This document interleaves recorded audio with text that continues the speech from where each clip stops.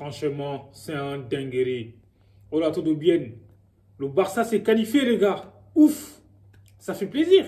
Donc voilà, quoi, le plus important ce soir, c'est la qualification. Parce que on a bien vu, les gars, les 20 premières minutes, c'était compliqué. En plus de ça, le stade, il n'était pas vraiment rempli. Et là, les joueurs du Barça, en fait, ils se sont fait siffler. Après, c'est compréhensible. Mais je trouve qu'ils ont sifflé plus Xavi, en fait, que les joueurs. Parce que voilà, quoi. Xavi, depuis qu'il est au Barça, il n'arrive pas. Même si le Barça a gagné la Liga la saison dernière, ouais.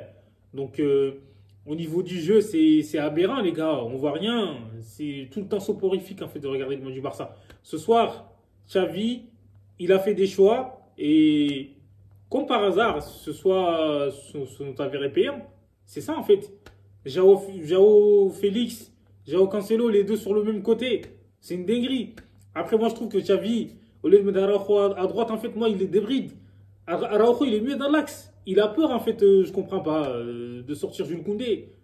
Frère, on sait très bien qu'Araujo, donc quand il est dans l'axe et tout, il n'y a pas mieux. Franchement, face à Vinicius, on peut comprendre, mais là, c'était pas Vinicius en face, là. Et le côté gauche du Barça, il était grave alimenté, quoi, par rapport au côté droit. Et Jao Félix, comme je l'ai dit, Jao Cancelo, franchement, c'est incroyable, en fait. C'est lui le facteur X, en fait. C'est l'homme providentiel du Barça sur ce match. Il a marqué, il a fait une passe décisive.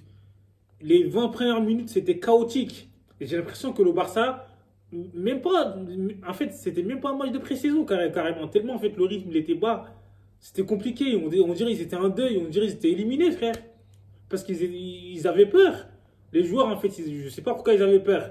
Donc, du coup, on peut comprendre. Et ce but de Porto, mine de rien, ça les a réveillés.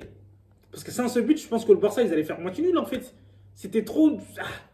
C'était trop mou. C'est quoi ce délire? C'est quoi ce match? Les joueurs, ils étaient, comme je l'ai dit, dépassés par les événements, les gars. Heureusement, Jao Cancelo était là, frère. Il a remis les pendules à l'heure. Il a mis les barres sur les T, les points sur les I. C'est une dinguerie, en fait. Grâce à lui, on peut le remercier.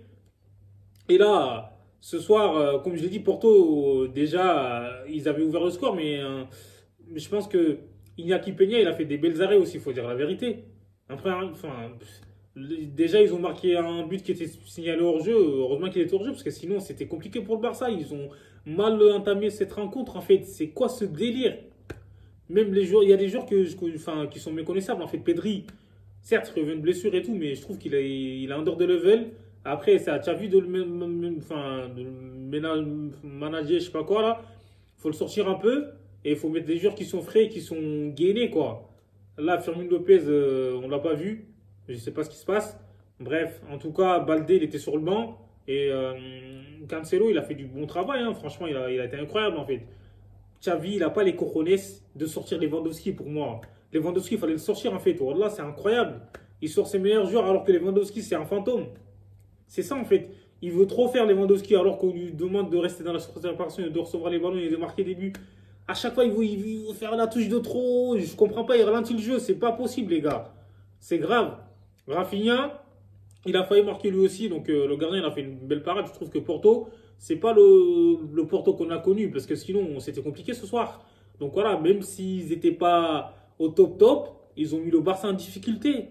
Ils se sont créés des occasions. C'est quoi ce délire, en fait? Certes, le Barça est qualifié. Maintenant, il va falloir assurer la première place. Il suffit d'un match nul contre un Twerp ou un Twerk, je ne sais pas. Et voilà, ils vont être premiers du groupe. Mais là, et en huitième de finale, j'ai peur, en fait. Parce que le Barça, comme je vous ai dit, ils ne sont pas en place. Ça va être compliqué. Donc, du coup, ce soir, la victoire, elle fait plaisir. Même si ça a été difficile. Au début, je l'ai bien dit. Et les joueurs, ils ont été sifflés parce que c'est aberrant de voir ces prestations catastrophiques en fait, de la part du Barça. De toute façon, on va jamais retrouver le grand Barça. Donc voilà quoi. Mais on demande un minimum. Les joueurs, il va falloir mouiller le maillot. Les Jao, ils l'ont fait ce soir. Ils ont montré qu'ils n'étaient pas là pour Sanga. Ils ont mouillé le maillot en fait. C'est ça. L'amour du maillot. C'est pas l'amour du Zéyo. Tu vois, c'est ça qui a fait la différence ce soir. Donc voilà, tu as vu, il peut remercier sur ce coup-là. Jao Cancelo, Jao Félix. Lewandowski, frère, comme je l'ai dit, il va falloir qu'il aille faire un tour sur le banc. Ça va lui remettre les idées en place. Donc, Ferran Torres, il a eu l'occasion aussi de marquer. Mais bon, lui, on sait que quand il sort du banc, il est meilleur. Mais il n'a pas marqué, il n'a pas cadré. Gundogan, il était bon. Frankie de Jong, je trouve que ça va. J'espère qu'il va retrouver du rythme très rapidement parce qu'on sait que lui, il est essentiel en fait dans le jeu du Barça. Dans le système Martinez, il a été bon, pertinent.